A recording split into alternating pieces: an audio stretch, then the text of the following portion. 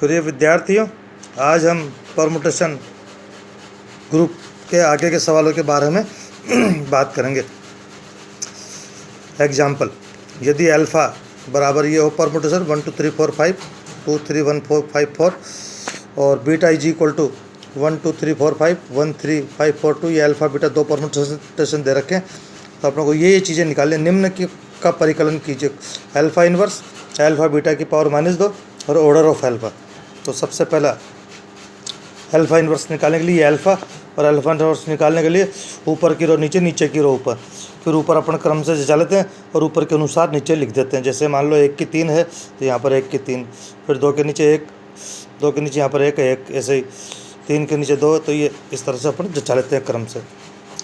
तो इसी ये प्रकार ही हो गया अल्फ़ा इन्वर्स। फिर बीटा, ये बीटा और बीटा इन्वर्स निकालने के लिए वही सेम प्रोसीजर, वही रो नीचे वाली रो ऊपर, ऊपर वाली रो नीचे, फिर ऊपर क्रम से जचा दिया और ऊपर के अनुसार नीचे लिख दिया। जैसे 1 के नीचे 1 है तो यहाँ 1 के नीचे 1, 3 के नीचे 2 है तो यहाँ 3 के नीचे 2, 4 के नीचे 3 है तो 4 के नीचे 3, 5 के नीचे 4 है तो 5 के नीचे 4, 2 के नीचे 5 है तो यहाँ 2 के नीचे 5। इस प्रकार अपन ने निकाल लिया बीटा इन्वर्स।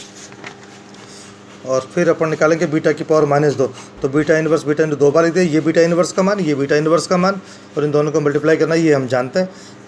और फिर निकाला alpha beta inverse, alpha beta की पावर -2, ये अल्फ़ा का मान, और ये बीटा की पावर -2 का मान, इन दोनों का मल्टीप्लाई कर दिया और वी गेट दिस। तो अल्फ़ा बीटा की पावर -2 इज इक्वल टू 1 2 3 4 5 और 2 5 4 3 1। इसी प्रकार इसका सी पार्ट, ये अल्फ़ा और इसको डिसजॉइंट साइकिल के रूप में लिख लिया। जैसे 1 का 2, 2 का 3, 3 का 1, तो 1 2 3, फिर 4 का 5, 5 का 4, ये 4 5। तो ऑर्डर निकालने के लिए इन दोनों का एलसीएम और order of this and order of this, तो इसका ऑर्डर 3 और इसका ऑर्डर 2, क्योंकि इसमें 3 अवयव है इसलिए इसका ऑर्डर 3, इसमें 2 अवयव है इसके लिए इसका ऑर्डर 2, और इन दोनों का एलसीएम ऑफ 3 2 इज 6। तो इस प्रकार ऑर्डर ऑफ अल्फ़ा इज 6।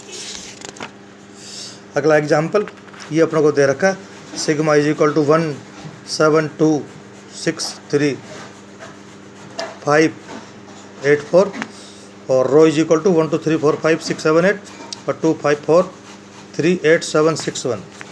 तो ये अपने को प्रूव करना है कि rho alpha rho inverse is equal to this. तो सबसे पहले तो सिग्मा इज इक्वल टू 1 7 2 6 3 5 8 4, ये था सिंगल रो में, तो इसको डबल रो में लिख दिया। कैसे लिखेंगे, 1 के नीचे 7 और 7 के नीचे 2, 2 के नीचे 6, 6 के नीचे 3, 3 के नीचे 8, 8 के नीचे 4, 4 के नीचे 5, और फिर इसको ऊपर क्रम से जचा लिया और ऊपर के अनुसार ही फिर नीचे लिख दिया। जैसे 1 के नीचे 7, 7 के नीचे 2, 2 के नीचे 6, ऐसे क्रम से जचा लिया। और फिर अपन ने निकालना था रो सिग्मा, तो ये रो का मान, ये सिग्मा का मान, और इन दोनों को मल्टीप्लाई कर दिया, और इन दोनों को मल्टीप्लाई करने पर वी गेट दिस। फिर अपन को निकाला था रो इन्वर्स, तो ये रो अपन को दे रखा था और इसका इन्वर्स के लिए रो ऊपर की रो नीचे, नीचे की रो ऊपर, तो वी गेट रो इन्वर्स। और फिर इसको क्रम से जचा लिया ऊपर और उसी के अनुसार नीचे लिख दिया। जैसे 1 के नीचे 8 आ गया, 2 के नीचे 1 आ गया, 3 के नीचे 4, इसी प्रकार। और फिर इसके बाद फिर अपन ने ये निकाला रो सिग्मा रो इन्वर्स से, रो सिग्मा को इकट्ठा कर दिया, रो इन्वर्स अलग, तो ये तो रो सिग्मा का मान और ये रो इन्वर्स का मान, इन दोनों को गुणा करने पर वी गेट दिस। फिर इसको साइकिल के रूप में लिख दिया। कैसे, 1 के नीचे 3, फिर 3 के नीचे 2, फिर 2 के नीचे 6, फिर 6 के नीचे 5, 5 के नीचे 7, 7 के नीचे 4, 4 के नीचे 8 और 8 के नीचे 1।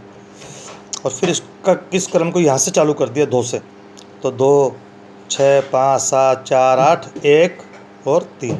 फिर इसको इस तरह से लिख दिया 2। ये किसका मान है, रो 1, रो 1 का मान 2। ये कैसे देखेंगे, जैसे ये रहा, ये नीचे है 2, ये 2, ये तो रो इन्वर्स है, ये रो का मान ये रहा, नीचे 2 है, तो ये किसका मान है, रो 1, तो इस 2 की जगह रो 1। इसी प्रकार 6, ये 6 किसका मान है, रो 7, तो इसकी जगह रो 7। इसी तरह से ये सारा लिख दिया और we get answer. Thank you.